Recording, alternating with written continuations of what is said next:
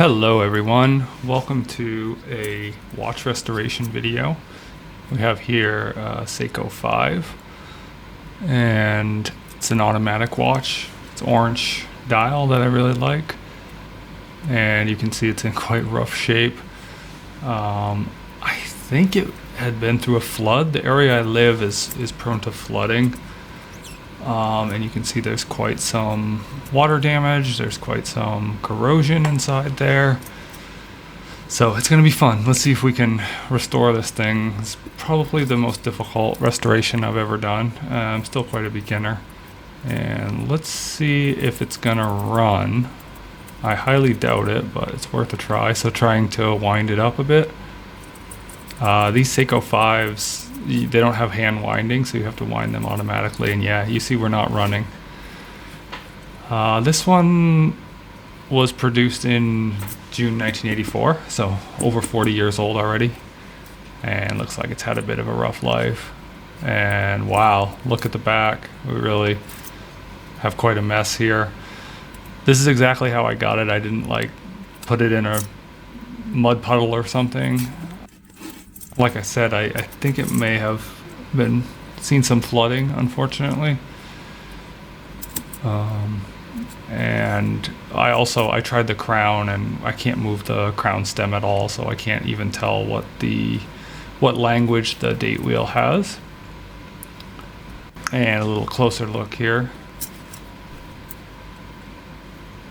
I think it's fixable, certainly for an expert, which I'm not, but let's get into it. All right, first step, we'll get this bracelet off. Shouldn't be too hard. There's not too much rust on the bracelet. And we're just gonna take this spring clip off, spring pin.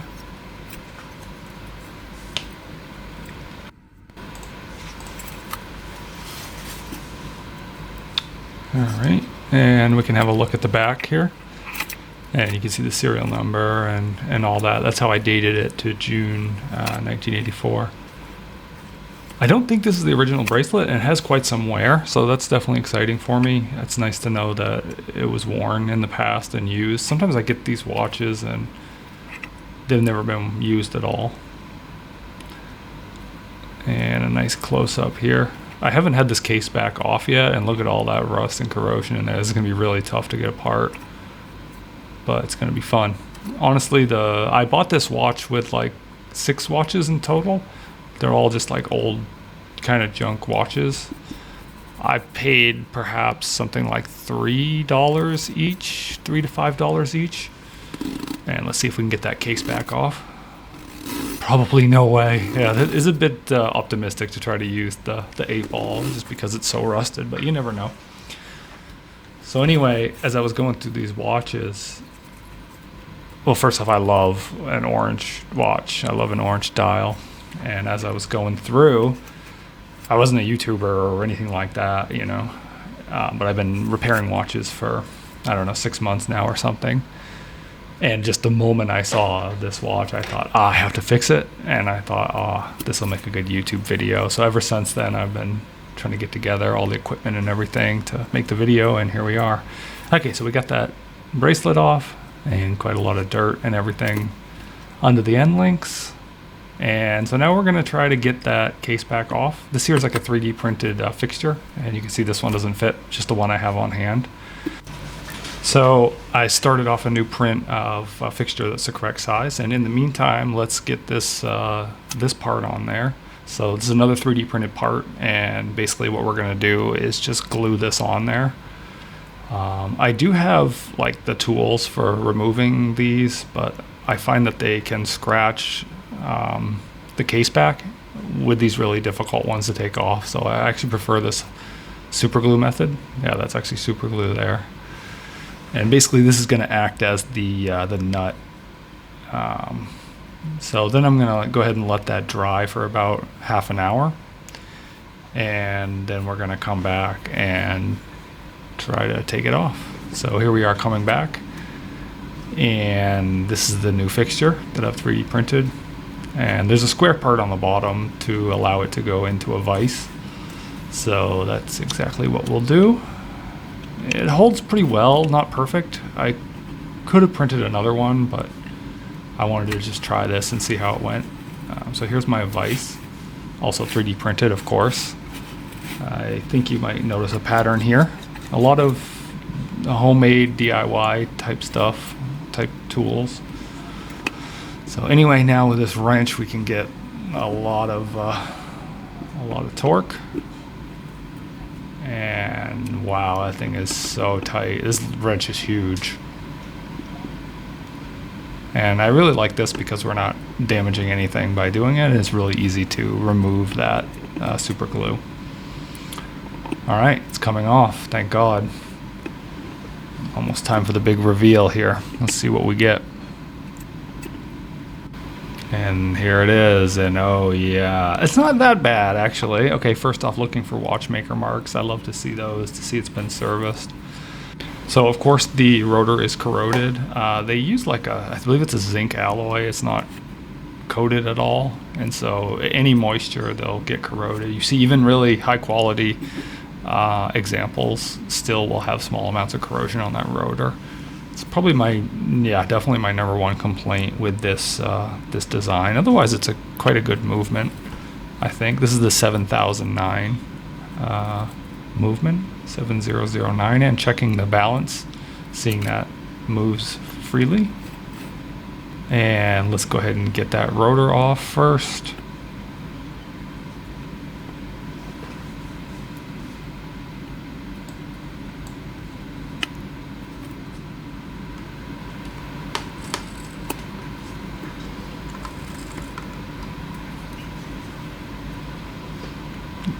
And got the screw loose already, and there it goes.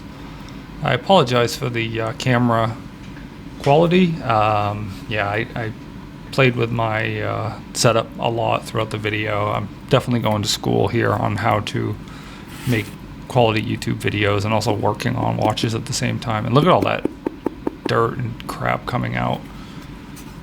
It's a bit triggering because you end up making your workspace so dirty, right? But anyway, the video quality and the angles and everything will improve as the video goes on, I promise. And please give me feedback about how to do a better job.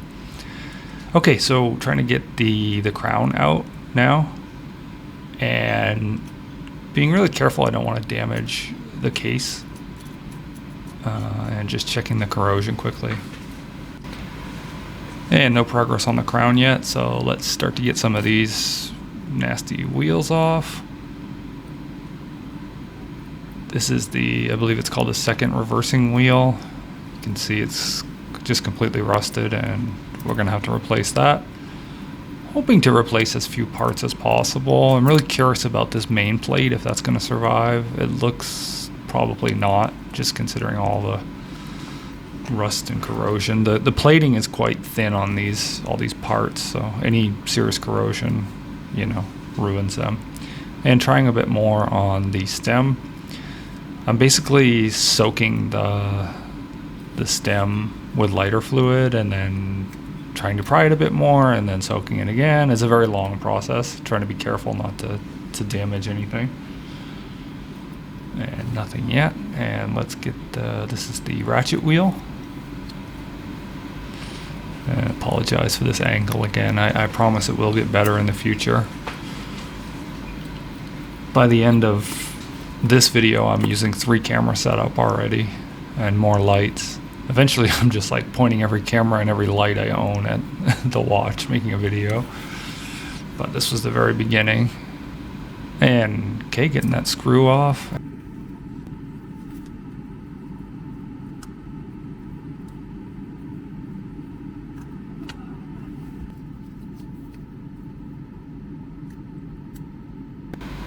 Okay, and let's take that train bridge off. And there it goes. Yeah, not bad. Not bad at all. I like the plastic tweezers just because they're anti-magnetic. I have a lot of different like cheap tweezers, but the stainless steel ones, they always end up getting magnetized, and that's frustrating. This is the click. Have to check that closer because it's probably ruined. And let's try that 4th wheel and pinion, and yeah, quite tight. Get this screw out of here. Oh no, actually we need to get the canyon pinion off before we can do that fourth wheel. That's probably what I was remembering at this moment. And just a very gentle brush with the brass, just trying to work on that corrosion a bit. And we got the barrel out, and look at that corrosion under the barrel. It's interesting, I've never seen that before. Right there, I don't know what that is. Let me know in the comments. Okay, and a bit more work on the stem. I don't know how much of this to share. Like, yeah, you guys should let me know. Give me feedback, because I probably spent, I don't know, 20 minutes messing with that stem. But I've only shared a few clips and soaking it in between with lighter fluid. And yeah, starting to get some real traction now. Okay, so what I'm trying to do here, there's like a little button there to press to release the stem. And I apologize for this camera angle. Like I said, it's going to get better in the future if you just stick with me or skip ahead. In the future, I have multiple camera angles.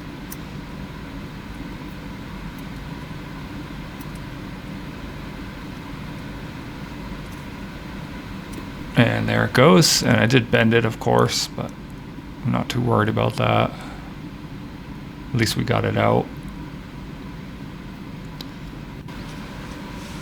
Okay, and let's get that clutch wheel out. And there it is. Looks like it's in good shape. I find that, I think the plating is thicker on those clutch wheels because they take a lot of load, so they tend to not get corroded at all, even on the worst offenders. And let's get that moving out now. The stem is out very carefully. And look at all that nastiness inside the case, inside the crystal there. Oh, and it's so triggering. Getting your workspace so dirty, you have no idea. It's brutal. Okay, here we go. Wow, there's a better look. And yeah, that's quite a bit worse than I expected it, particularly at that 4 and 5 o'clock. So it looks like water damage at 1 and 2, and I expected that. But 4 and 5, that's that zinc alloy that's leached in there. We're gonna have to do some serious work on there. And of course the hands are in quite rough shape. Let's get this blown off.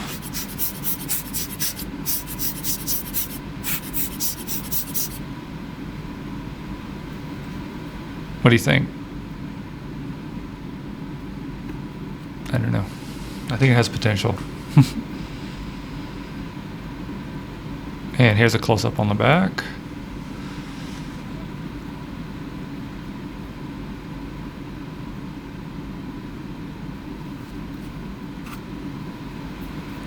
And let's get these hands lined up so we can take them off.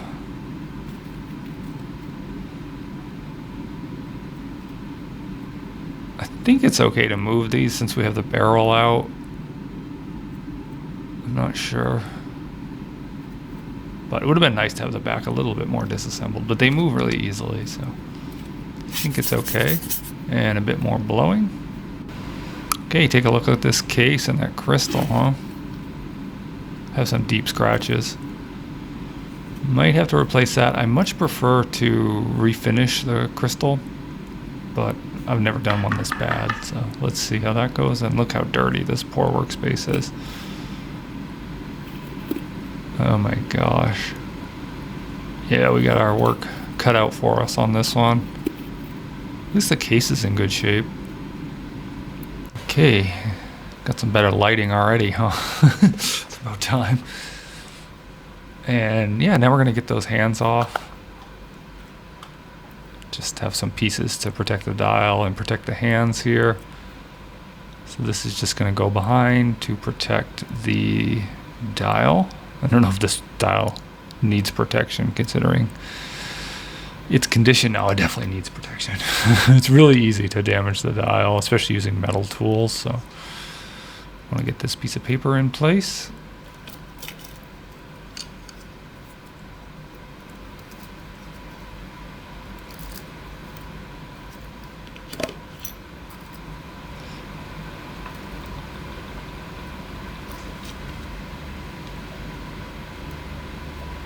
And then a bit of plastic to protect the hands.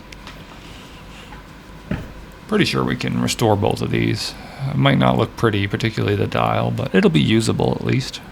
Legible. And let's go ahead and get those off very carefully. I like these, just these two hand tools. Yeah. I find these really convenient. You can see and feel as they go under, and see there? See where it just went under on the right? And you can be really confident you're not damaging anything. Okay, there we have it. Let's take a little look.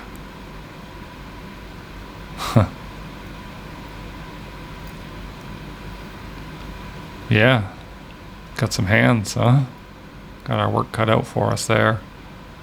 I've never redone the loom before, so this is gonna have to be the first time. These are just in too rough shape.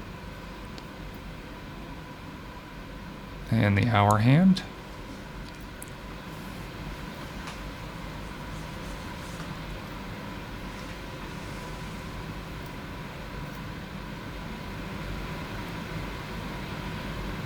And a better look at that dial now that it's naked. Whoops.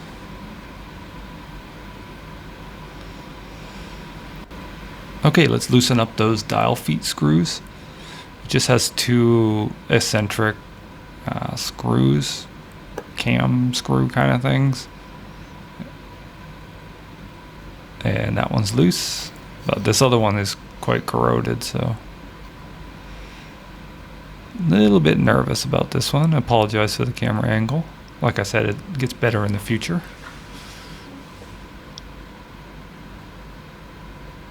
And yeah, broke right off. Those tend to soak up a lot of corrosion, so that's a problem. I think we can still use the main plate with just one foot, case foot or dial foot screw. But it's not a good start. Okay, now we can go ahead and get that dial off. And oh yeah, of course it's just off camera. This is why you need multiple cameras for this sort of thing. And just using a piece of pegwood to take this off. And there we go, big reveal. Okay, there's no second language. And let's see, how's the back of that dial? Yeah, not bad. We can clean that up, no problem. We got bigger problems than the back of that dial, but the important part is we managed to save both of the feet. It's pretty easy to break those off. Well, I say that, I've actually never broken any off, but I've gotten a lot of secondhand ones that had broken dial feet. And I've even developed an epoxy method to replace them. Okay, let's go ahead and get this in the dial box for safekeeping. It's always a good feeling getting this far because you got to be really gentle with the dial. So put it safely away, and you can work on sort of the mechanical bits. All right. Well, the same with the day and date wheels. Those are really gentle too. So same problem there. And have a look at those too, and look at the patina on these, particularly that rainbow patina at the top. I really like that. The bottom we're gonna have to clean. That's where that corrosion was, and I think the top is where the water damage is, but it actually looks really cool. So now getting this clip off, this is kind of difficult. It's really easy to scratch the day wheel, and that's why I'm using the watch paper. It's also really easy to mess up the clip, and really easy to mess up that wheel under there as well. And here's our day wheel.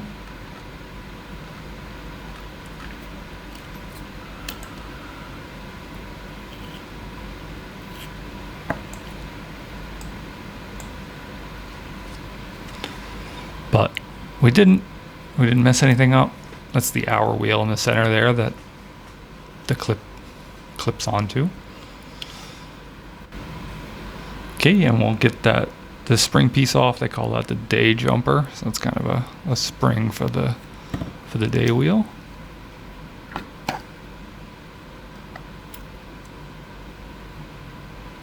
Get these screws out of here.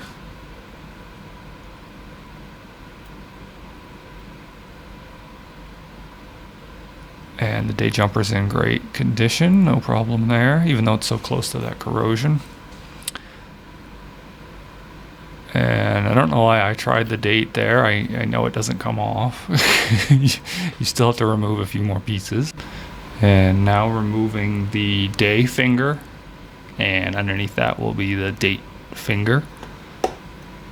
I actually have a manual here to look at the names because I don't know every name of every part. I know where they all go and everything. I've serviced this this type movement many times. Well, maybe 5 times, let's say. Well, 5 watches, maybe 10 times for 5 watches. So that one's off. And now for the date finger, I believe it's called.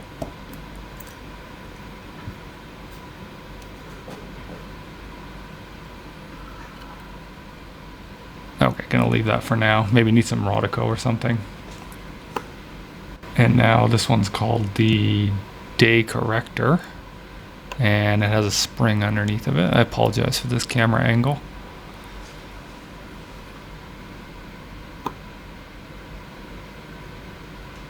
I learned so much making this video. Like, by the end it gets pretty decent. I have 3 cameras. I mostly get every shot I want, but at the beginning I just had this one overhead. So yeah, stick with me or fast forward or something. Up to you. So it's called the date dial guard, that large flat cover, and it's got 2 screws there to take off.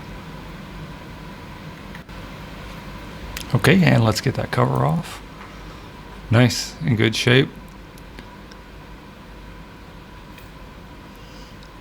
Okay, and we can take the date wheel off. Metal date wheel, silver color, and gonna go ahead and use plastic tweezers.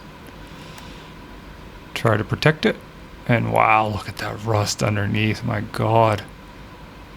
Those springs, they're not coated the same way, or they're not coated at all, I'm not sure.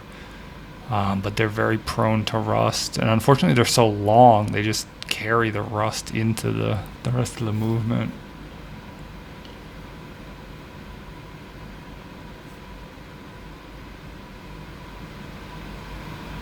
So you've got on the top is the clutch lever, and on the bottom is the day spring. And looks like both of those are ruined. And yeah, I'm worried about this main plate. We might be able to salvage it. I don't know. Let's keep going here. And I'm gonna start with a cannon pinion. I don't have a cannon pinion remover tool. I'd really like to have one, but I don't have them. And that one actually came off really easily. Like really easily. It's exciting. Especially with all this corrosion, that's really encouraging. And there it is, a cannon pinion. And get some Rodico here.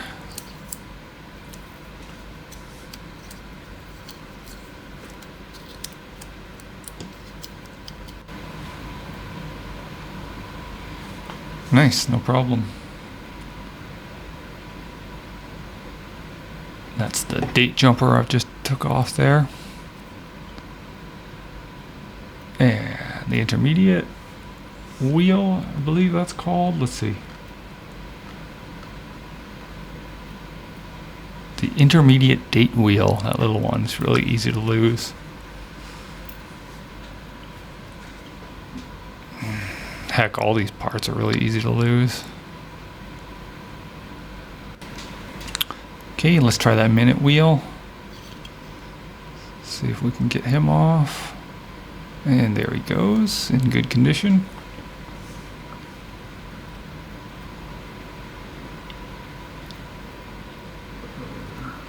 Oh no. Oh, that is broken. And that's not just the spring there. You see that round part in the middle? That is actually the sort of the stay for that spring, and it's supposed to be, yeah, it's part of the main plate, that part there. And that's basically the end of our main plate, unfortunately, so we need that That's what holds the spring in, basically. It has to be quite strong too. It takes up all that spring tension. And the, what is that? The setting lever, I guess. Apologize, I don't know all these parts. You can educate me.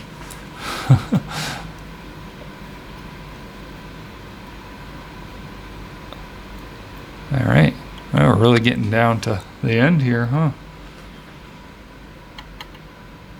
Just have that day finger, and then the day driving wheel. Oh, and let's go ahead and get the day spring off. Just this one screw, and that's gonna have to be replaced, but it's not too many parts. Unfortunately, for the main plate, we're gonna have to replace these 2 springs, maybe the train bridge, obviously those gears on the train bridge, and that might be it. I think everything else is going to be usable. So you see there's just not much plating on these springs. I don't know why. And little spring, that's for the day corrector. And another look at the broken piece. So yeah, this is the part of the spring, and the other, that circular part, is the post that's supposed to be on the main plate. It's quite a thick post too. I'm surprised that rusted off. I've never seen that. And finally the day finger. And then the day driving wheel. This one, it's a tight fit on that post, so it's actually quite hard to get off. A lot of times I use Rodico or work it off or flip it over and hit it. And this one came off pretty easily. And we're basically done on the dial side. There's a few more parts left on there, but obviously they're not reusable. And the spring still works. That's funny. Okay, and there's the mostly bare dial side. Let's flip it back over. And now we can work on the movement side again, or I guess the train side. What do you call this side? I don't know. Okay, and let's get this into a normal movement holder.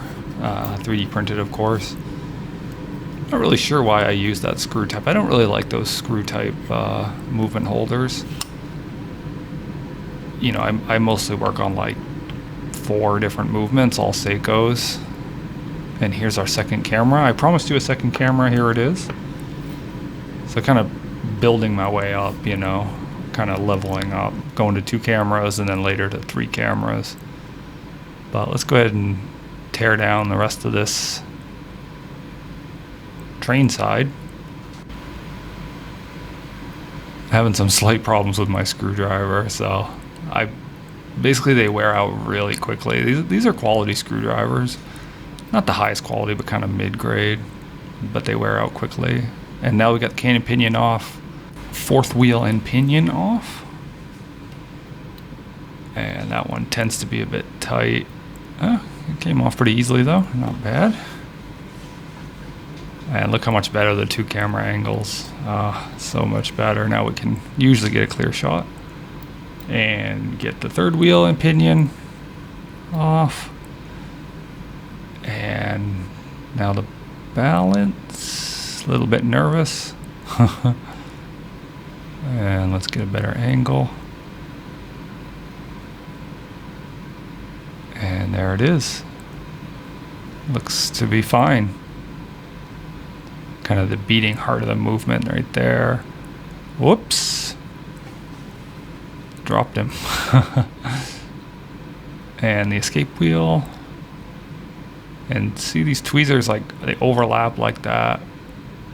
It's very weird. The jaws are not symmetrical. One side's bigger than the other. And so if you squeeze a little bit too hard, they overlap. It's quite annoying. These are cheap and they're anti-magnetic, but they just have that problem. And now I've made this holder for the balance complete to keep him safe. For like a side hustle, I basically part watches out and sell the parts online. So I build these holders to ship them carefully. And actually, this part, the balance complete, that's probably my most popular part. Okay, and now the pallet fork bridge. And struggling with that screwdriver. I finally broke down and ordered 2 more of these screwdrivers. I really enjoy these screwdrivers. They're Vessel, and they're about, I guess, what are they, about $3 a piece? But they wear out after like 2 movements maybe. And it's technique as well, but... And then I can file them down and they keep working, but the moment I file it, you know, it's just a losing battle from that moment forward. I'm not great at that. Okay, and get that pallet fork bridge off, and that's in fine condition. And switching to stainless steel tweezers to get the pallet fork. It's quite small, so you need quite some control. And I apologize, it's hard to get a good shot of this. I need like a microscope or something, but I'm really on a budget here, so doing the best I can. Now the center wheel bridge.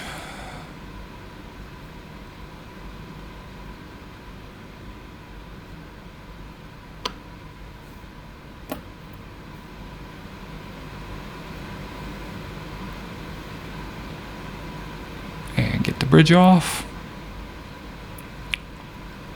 And that one's fine. No corrosion. And the center wheel, also fine. And now we have bare on the train side as well. We'll get that movement out, maybe take a little look at it. Yeah, see all the corrosion on the edge there? It's where the crown is, so it basically leaked through there. I think it was probably underwater or something like that, and also leaking through the crown. So, you know, this is a reminder to replace the seals on your watch occasionally. And let's work on the train bridge here. A little bit worried about the corrosion, but let's get these gears off. See the 2 cameras? Nice, huh? Very nice. And it's really stuck on there. Usually this comes straight off, but not today.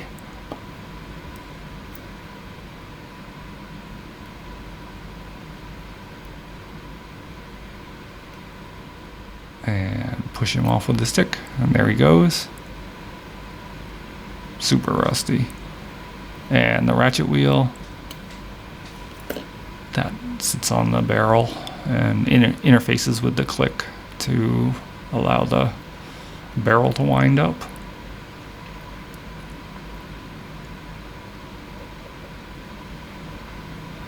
And just checking the corrosion and the rust. It's pretty bad. It might be reusable. I'm gonna try. Okay, now we need to get this C-clip off.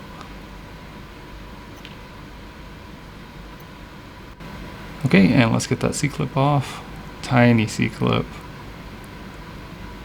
We don't want to scratch the train bridge, so we use a plastic stick, and we can pull the eccentric winding gear off. I don't know what exactly that's called, something like that. The first reduction wheel. Huh. Okay, that's what it's called. And this is the pawl lever. Lobster claw kind of thing. Some people call it a magic lever. That's what does the automatic winding in both directions. And now we have a bare train bridge. Might be reusable. I don't know. That's some pretty serious corrosion. I wish I could do plating, because then I could just grind that down with like a Dremel and then redo the plating, but I don't know how to do plating yet. Well, I know how, but I just don't. I've never done it. I've never tried.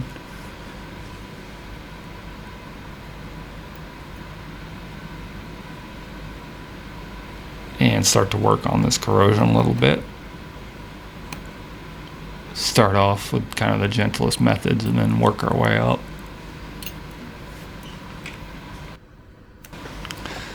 And onto the pegwood. Making some progress. Not bad. And now let's try some solvent. Always helps to loosen up the corrosion. And I use this Petri dish. Quite handy. And I just learned all this stuff from watching YouTube, honestly. I never knew any of this until very recently. And this is lighter fluid, or naphtha they call it. Just a generic lighter fluid. Very cheap. Very cheap. And very effective. And again, starting with the least aggressive method. So this artist brush. And I know it doesn't look like it's doing much, but you'd be surprised how well those brushes actually work on a lot of corrosion. This is very serious corrosion, though. I think this is probably through the plating already, so into the brass underneath. That's basically nickel-plated brass, and the nickel plating is very thin. And there we go, using 2 pieces of pegwood now. And actually making some progress. You can see the corrosion that's fallen off already.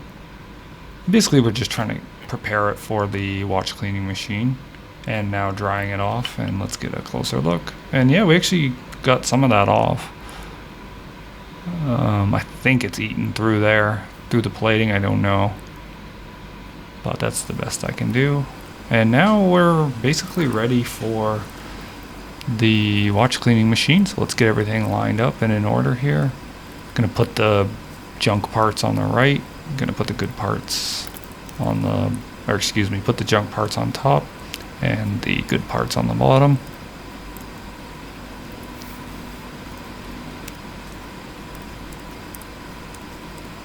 Presumed good parts, let's say. We'll see. Okay, now we have the good stuff on the left and the bad stuff on the right.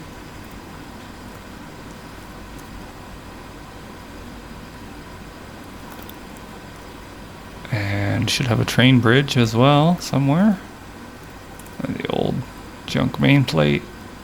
It's heartbreaking the main plate isn't usable, and there's our train bridge. Also have all those screws in the gray tray. And let's see what kind of shine we get. And now for the barrel. So we're gonna go ahead and service the barrel. I don't know, that lid has quite some corrosion on it, but the bottom doesn't. The bottom just has that weird orange, I think, rust staining. But see there, yeah, it's hard to see. See right there, we have actually some serious corrosion on the lid. All right, and back to our old friend super glue. So the goal here is to not get any super glue on the arbor. We just want to glue to the lid. So these barrels, they weren't made to be serviced. So I've developed a method of servicing them without doing any damage, but they're quite difficult to open because they weren't meant to be opened. So I basically super glue this fixture onto the lid and then pop the lid off. And that works really well. And then it's really easy to remove the super glue. And basically I'll stick a tool in there and pop that off like that. Just like that. I'll pry against those teeth. Here we go. Let's get that off of there. Oh, whoops. Okay. Yeah, we broke the super glue. Okay, yeah, I've forgotten a step there. Okay, and here's all the new replacement parts. We've got the new stem and crown. The setting lever, the yoke, other spring, I forget, and the ratchet wheel, and the reduction wheel, and of course the rotor. That's an aftermarket rotor with no writing on it, and of course another pawl. So yeah, we got all those parts, and of course a main plate. So we got this nice main plate here. And just checking it over. Looks really good, really clean. And still has the eccentric screws for the dial feet. And you want to check right there, you want to check where the barrel goes to see if there's any damage, because the barrel tends to get loose. It doesn't have a jewel, it's just metal on metal, so they wear out, and then that's the post that we lost on the old one. And that's where the stem goes. You want to make sure it's clean in there. Okay, so now we've re-glued the barrel, and I forgot 2 steps, and that's why I messed up last time. Number 1, you have to soak it in lighter fluid to release the bond. And then number 2, I put it in this vise and I just rotate the lid a little bit. So now we're rotating the lid separately from the case, and that's just to kind of break the friction and get that moving loosely before we pop it off. So that's why I messed up the first time.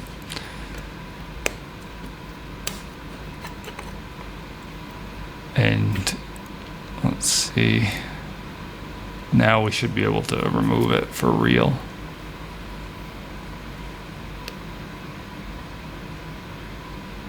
And let's see, here it comes.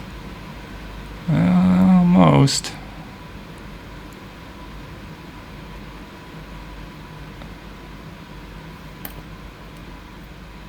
Okay, little metal on metal here, gotta be gentle. But sometimes you need some strength. And there it goes. Cool. Unfortunately, the second time I glued it, I spilled some super glue and it got on the arbor. So that makes this part quite difficult, because now the spring is stuck to the arbor. And we're removing the case with the spring inside it from the lid. The lid stays glued down. See here? It's removed, but the spring is stuck on the arbor, which is glued into the lid. So that was a mistake. I basically changed to a new super glue lid, and more super glue came out than I expected.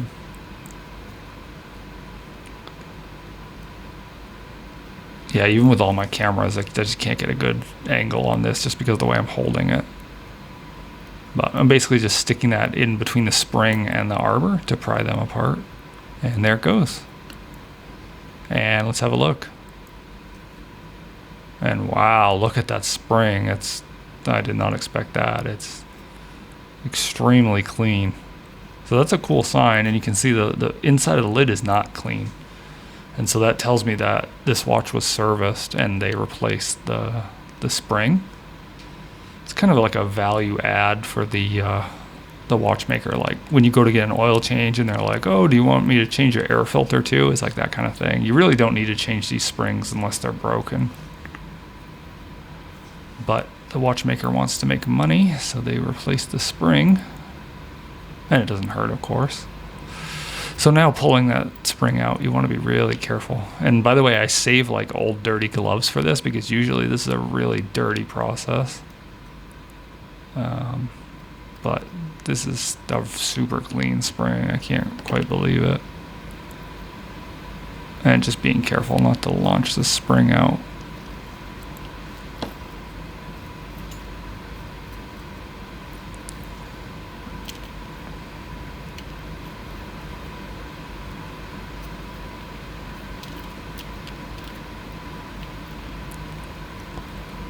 And there it is. Normally I wouldn't even set that spring down because it would make such a mess on my desk, but this one's so clean. And the lid's super clean too, or excuse me, the case is clean. This is the lid, and the lid is not that clean. It has a lot of pitting and stuff. So now we're gonna get that super glue off. And the easiest way to do that is to just heat it a little bit. It doesn't need much. And you wanna be really careful because the lid is super thin, so you want to be careful prying it, but we're just going to heat it up a bit. And as always, we want to kind of do the minimal amount possible.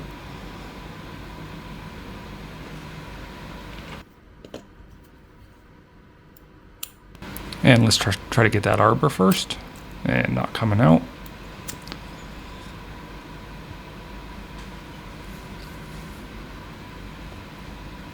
And a bit more heat, not too much though.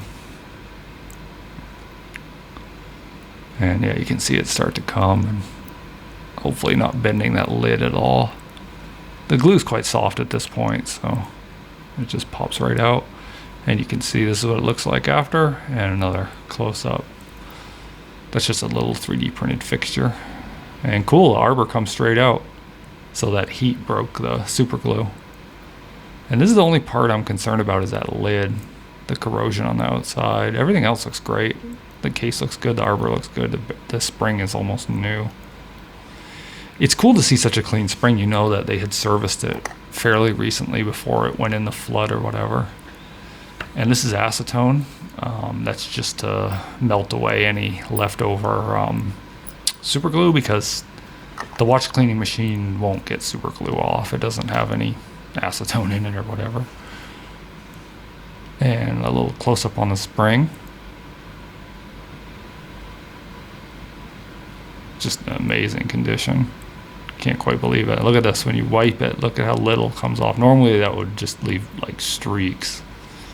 Normally it's a really gross process, and I'm trying to get it in lighter fluid as soon as possible. But this one was perfect. And I think the watchmaker didn't oil it at all. They also didn't use any braking grease, which is really disappointing to see. Like I said, these weren't meant to be serviced originally. And so because of that, there's no written service procedure, right? But obviously you need braking grease because it's a bridle style spring on an automatic barrel, right? But this watchmaker didn't even do that. So actually, honestly, the way that they serviced it, they probably made it worse than how it was before, because it probably had braking grease. It does have braking grease from the factory. All right, and now time to load up the watch cleaning baskets to go in the machine. And yeah, I've specially designed these baskets. I want to do a little bit more design work, but eventually I just said screw it and go with what I've got.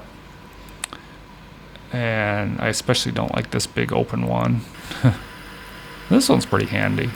I want to do a little bit more tweaking. You can see I put these little nubs in there so that things don't sit perfectly flat inside the basket. And everything fits pretty good. I think I can have a compartment for every single part, so none of the parts have to touch each other. And now what we're gonna do is go ahead and put the balance back into the main plate so that we can put them in the washing machine together. That'll give us a chance to clean the main plate, of course, but also clean the balance and the hairspring in a really safe way. These are really delicate parts. Normally you would clean these by hand, just in a solvent, like in that Petri dish, for instance, sometimes with an air blower or something like that. But since I have a watch cleaning machine, I might as well use it, right? As far as I know, this method is safe. It doesn't feel that safe to me, but I see lots of like expert watch repair people. What do you call them? Watchmakers? Watch hobbyists? Anyway, I see a lot of experts on YouTube that do it like this, and that's what gives me the confidence. If I didn't see them do it, I wouldn't have tried this on my own, because it seems like it could spin too far or something. I don't know. But we're gonna try it. This is actually the first time I've ever done it like this. I just recently finished the watch cleaning machine. Actually, when I saw the watch, I said, oh, I have to restore this. I have to make a YouTube video. And then when I thought about, okay, what's the video going to look like? I thought, well, there has to be a moment that you put it in the watch cleaning machine. It's a critical moment in the video, right? I didn't have a watch cleaning machine, and they're very expensive. So then I set off building a watch cleaning machine. So that took like a week or something. But anyway, checking that it spins freely, and it does. And yeah, it wants to spin for like 5 to 10 seconds. That's a really good sign. And just getting that screw back in, a little bit difficult. I'm actually quite good at this sort of thing, but now with filming, I'm not in the most comfortable angle for installing everything, right? So I'm still kind of trying to find good shooting angles that are also good for doing the repair work. And of course I put the shooting angle first, right? It's all about you guys, apparently. And just getting that tight, and we'll check it again, make sure it's still spinning freely. And it is, so we're good there.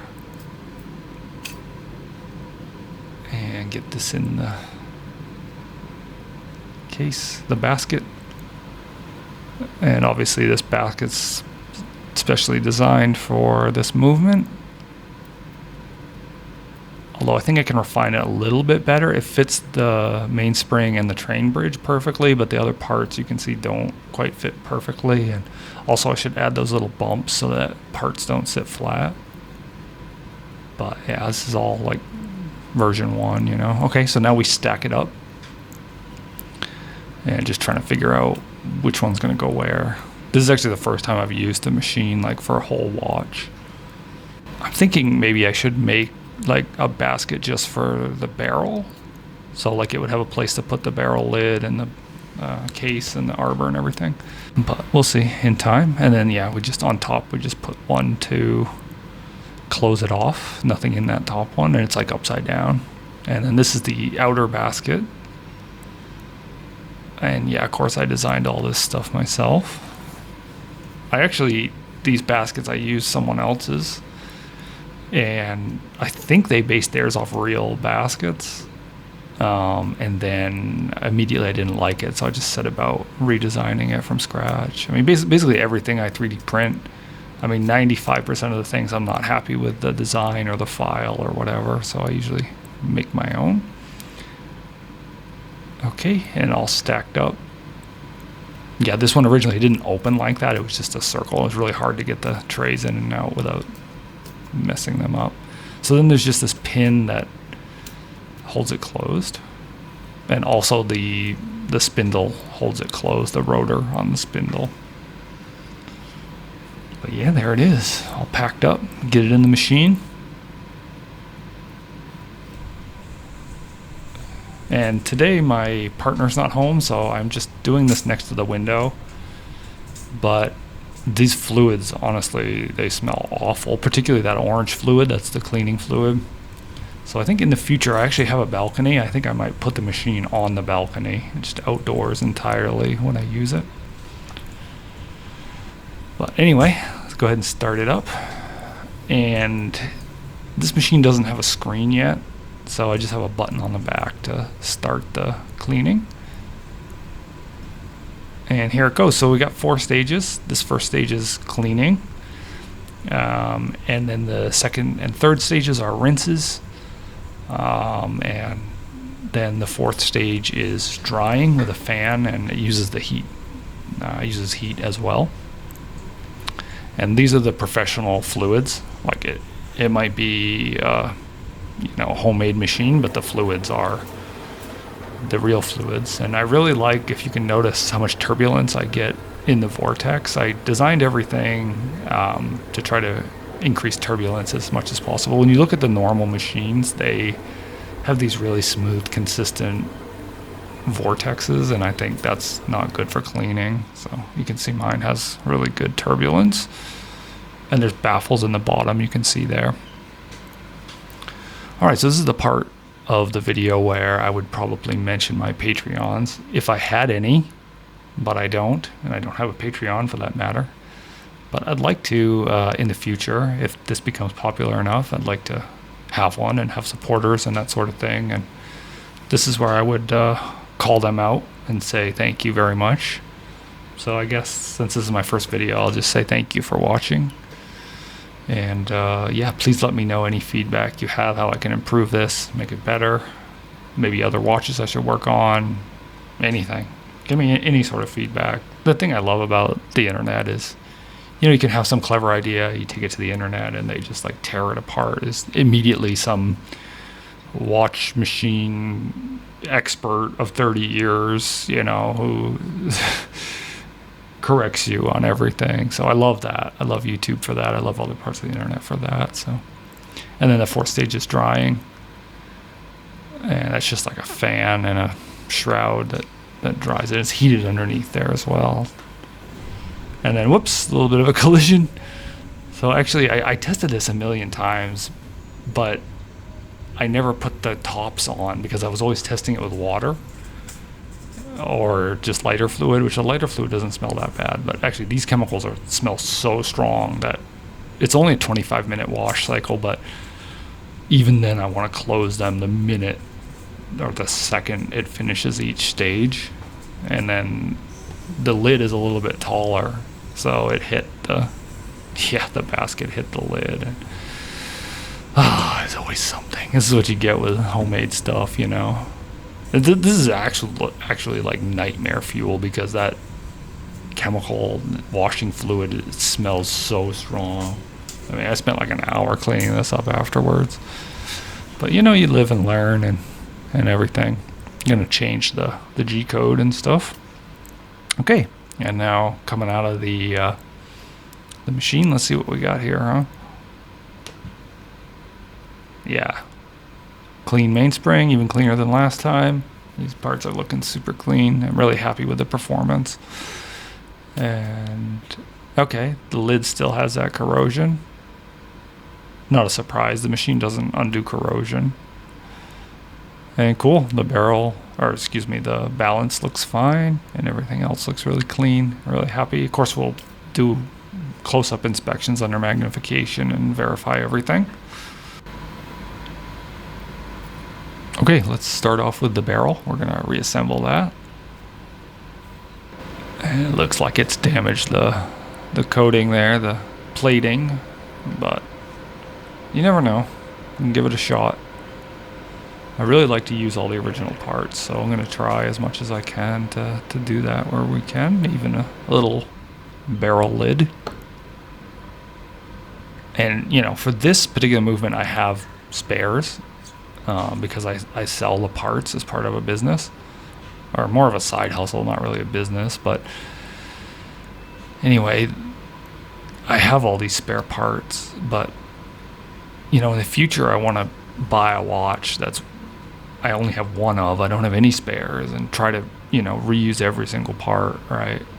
And this barrel, anything to do with the barrel is super critical on these particular models.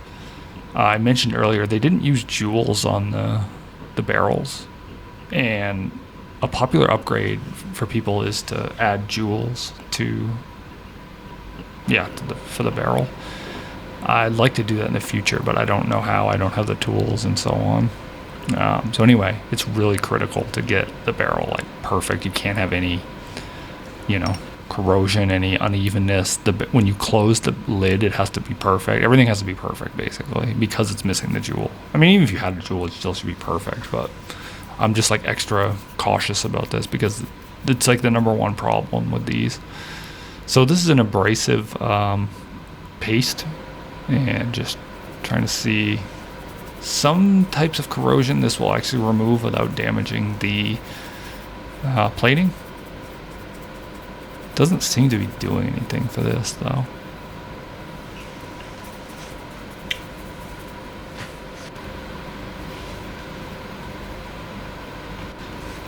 Obviously I should have done this before the cleaning machine, because now I've cleaned my workspace really carefully.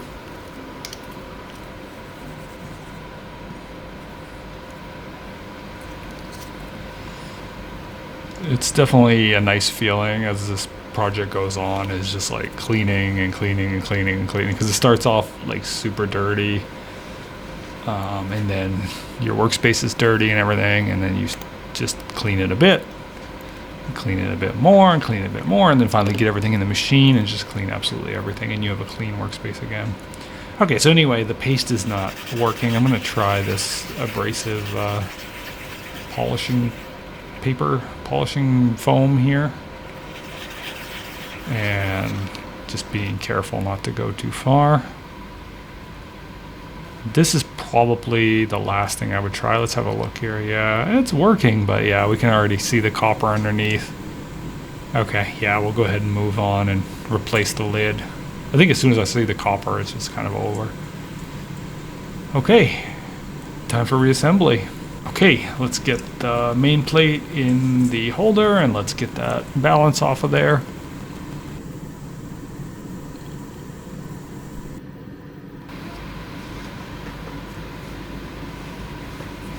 Just being careful with my worn out screwdriver. I already ordered 2 more screwdrivers. The tips are replaceable, but I can't find them for purchase anywhere. These are Vessel 1.2 millimeter screwdrivers. If you know where to get these tips, please let me know, because I would order like 100 of those tips. But the whole screwdriver with tip and everything is only about $3, so it's not a bad price for the quality you're getting. Okay, let's start off with the center wheel here, and we're gonna have to oil that jewel.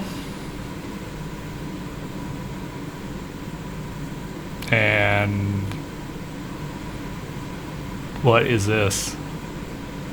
What jewel? So the center wheel goes right in the center there. You can see I have my oiler ready. And see here? There's actually no jewel there at all. This is on our new donor plate. And yeah, I'm quite frustrated at this point. Just feeling like the project is dragging on a bit, so I got a little bit angry. And how did I not notice there's a jewel missing? Alright, a little bit of punishment there. So we're going to need yet another donor, and here it is. This is my second donor main plate. And yeah, this one's not quite as good. You can see the plating's a little bit worn. But overall it's good, and the important part is it has a jewel. Okay, and here's the new lid for the barrel and the original barrel case. And of course the spring.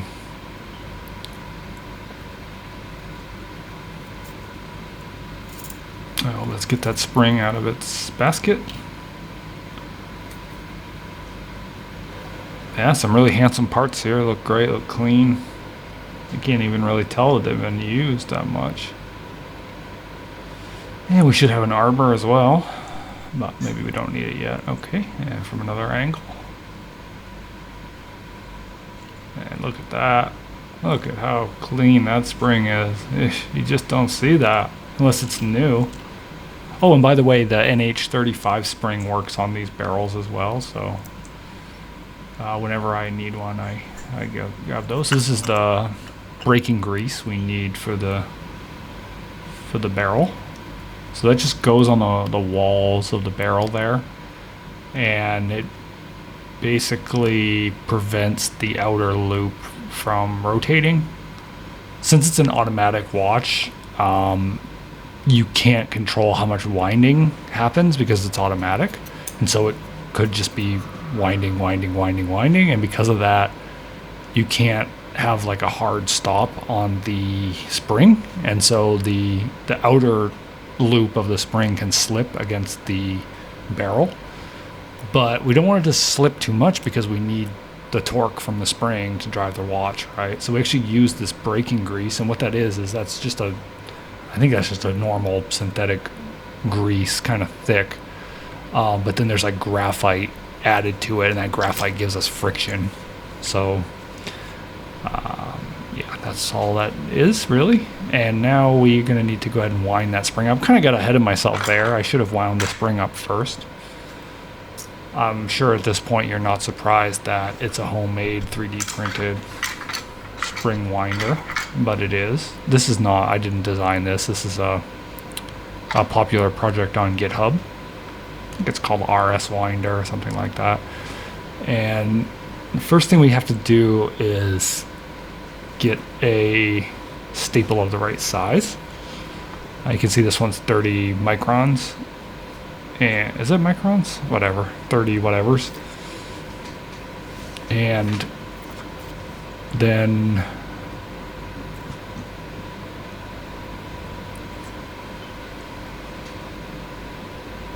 that's too big. We need about 25 or something less than 30. Basically this staple, see this one's 26 or 27, that's gonna work. That's marginal, but I'm not in the mood to file it down more. And basically there's a hole in the spring at the very end there. I wish I had a microscope I could show you guys better. But what we're gonna do, we need to get that staple into that hole for the arbor, and that's gonna let us wind it correctly. This is my third camera. It's not a great quality, but at least we have the angle we need.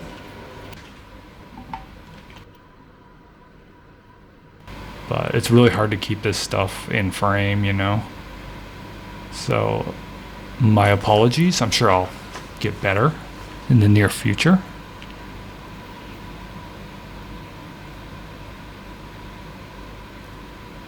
So yeah, here we go, trying to get that spring in. This is the hardest part of that whole RS winder procedure, but it's quite a good winder, but in my opinion, the instructions aren't explicit enough. I mean, they, like, now that I know how to use it, the instructions make sense, but they weren't descriptive enough in my opinion, because there's certain parts that, like, they just have one line, like, don't do this. It's literally like one sentence, and if you do that thing, you'll break the spring, you know?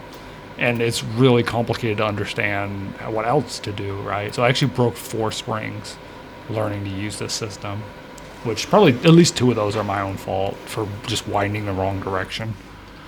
But that's how you learn, you know, like the pain of breaking things, like it sears it into your memory, right? So yeah, anyway, this part is difficult, actually threading it through there. It's just a little tiny hole. And you should file the staple down a bit more. I think this one was 27 microns. Really 25, 24 would be good. You don't want to file too much because eventually it'll get too weak. You know, it has to be strong because you actually have to force it in there. But also it has to be thin because the hole in the spring is not that big. So anyway, we got it in there. And now to get it in the winder base.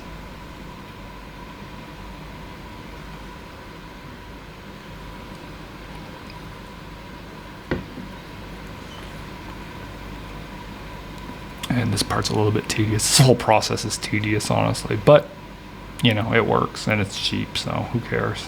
And it's nice because, you know, you can custom size these for exactly what you need, right? Because it's 3D printed. So, yeah, if you have any questions about the winder or the machine or, I don't know, anything else I have, feel free to fire them off. I read every comment and I reply to every comment if it needs a reply. And I'll continue doing that as long as I can. I don't expect the channel will grow much, if ever. Like, it's never going to have 1 million subscribers or something like that. I like to have, like, a small community. Yeah, I prefer that. I love, like, small YouTube channels that also produce high quality. I don't know, I really like that. I could name a few of them if you wanted, but anyway, I like that, and that's kind of what I'm after.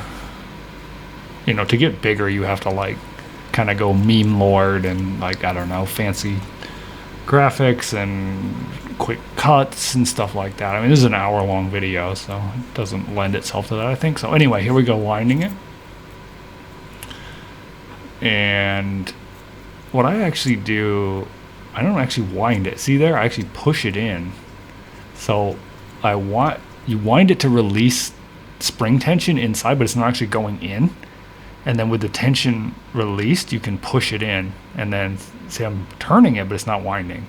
And I actually wind it by hand. And that gives you a much better feel. They never explain that in the directions. Well, they do about the very end, the bridle, but they don't for the whole thing.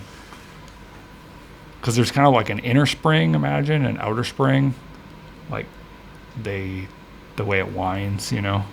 So when you're turning it, you're winding that inner spring, but you're not actually pulling the outer in.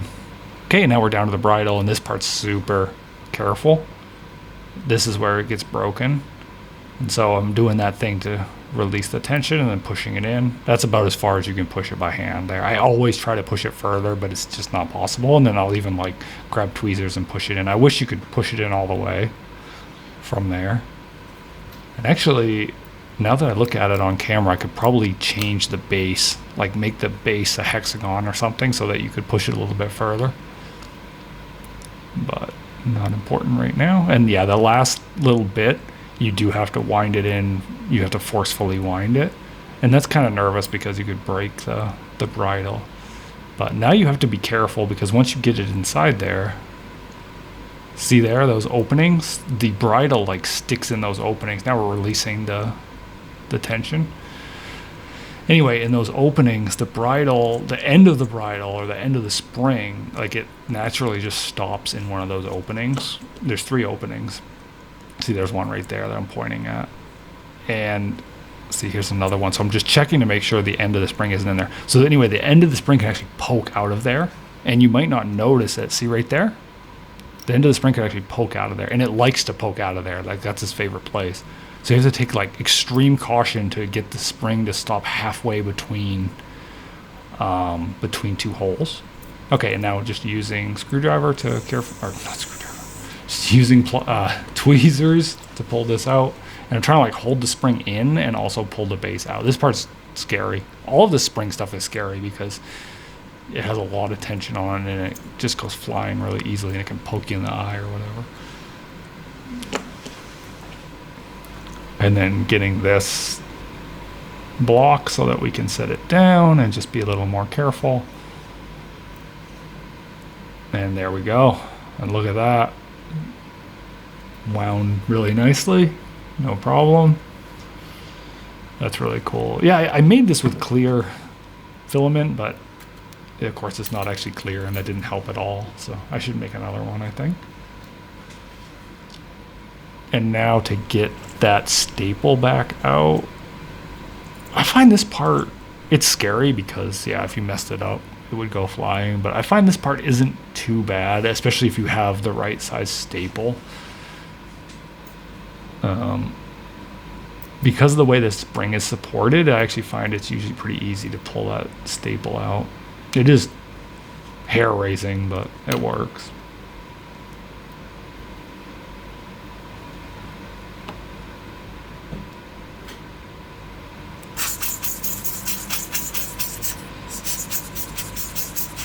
Okay, cleaning it off a bit.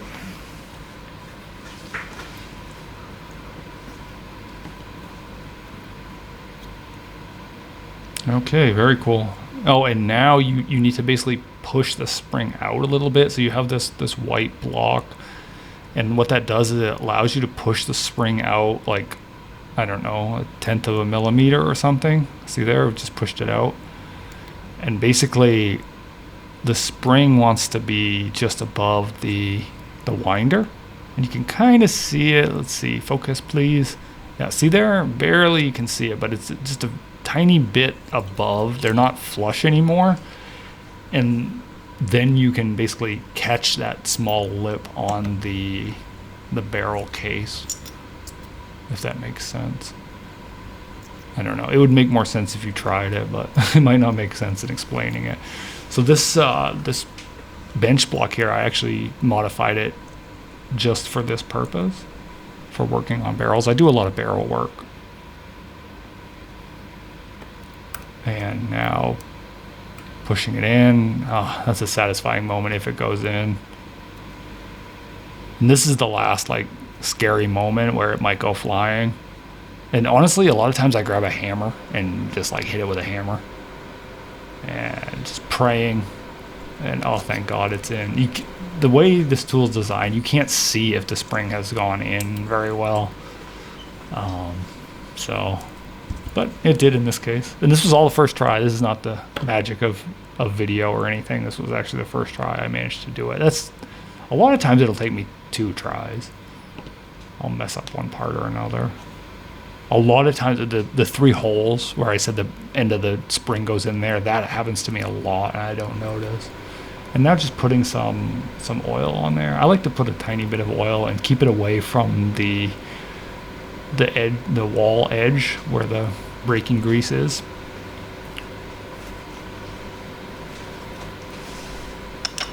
And just a little bit more, not too much. You actually don't need oil at all, but I just can't help myself. I don't know why. I see a bunch of metal wound up. It just seems like it would need oil. You really don't need it, but I put it anyway. I'm stubborn. And that's HP 1300. All right, I'm gonna have to end the video here. It ended up being way longer than I anticipated. Definitely ran into some issues there. So where we're at, we've got our new donor main plate here. We've got all our parts taken apart, cleaned, accounted for, and replaced. We've got everything we need to build at least the movement back up together. And we have our barrel half put back together. So for next time, we will put the barrel together. We'll do our assembly. We'll get the movement running. We'll get the dial side reassembled. And it might take 2 more videos actually because of all the repair work on the case as well as the dial. I've never really done anything with dials or hands. I've avoided that on purpose, but we're gonna have to do that here. I've ordered the materials to redo the loom as well. I've never done that. Yeah, so that's where we're at. We're gonna end the video here for today. Oh, there's our arbor we're gonna need. I'm really happy with the progress we've made, and yeah, everything I've learned about making videos as well. Here's our beautiful dial. And if you've watched this far, I'd say thank you. I'm glad you enjoyed what I'm offering here. I'm still quite a beginner, but I'm hoping that I've demonstrated, a much more affordable approach to the hobby. Oh, look at that dial. I really can't wait to see that thing finished. I love an orange dial. Yeah, I think this watch won't be super valuable when we're finished. I'm planning to actually hang on to it and just maybe give it away to members or Patreons in the future if I have any, or just keep it for myself. Here's the hands. Yeah, we're gonna have to go through those and replace the loom as well. Here's our beautiful new main plate, well, used main plate. And if this would focus, we would see, yeah, you can see in the center there, we have our jewel where we're supposed to have it right there. And see there, that's the jewel. And the other important part is to basically check, this is where the barrel goes and there's no jewel. I wish there was, and maybe in the future we can add one. But you want to check this flat plane here for damage. If the barrel's been spinning out of plane, then you'll see damage there, and that would make it not a good main plate, but this one is fine. Yeah, so I'm definitely encouraged about the quality of the parts we have on hand. These are those eccentric screws for the dial feet. You want to make sure those are both in place as well, and those are here. I've also inspected all the jewels to make sure they're all good. And let's just take a closer look at the balance. Why not? Look how clean that thing is. Clean hairspring, clean balance. Really cool. So yeah, just thank you again for following along. You can subscribe if you want to see part 2, maybe part 3. Leave me a comment, give me any feedback. I really appreciate it, and I can incorporate your feedback immediately. And basically, as this video is released, after I get some feedback, I'll start working on the second video. So yeah, it's quite a short feedback loop. I'm excited to get this one back together and get it finished. It's been a ton of work already, but I enjoyed it a lot and learned a lot about making videos as well. Okay, that's enough rambling. Thank you very much for watching to the end. I hope you enjoyed, and I'll see you next time. Cheers. Bye.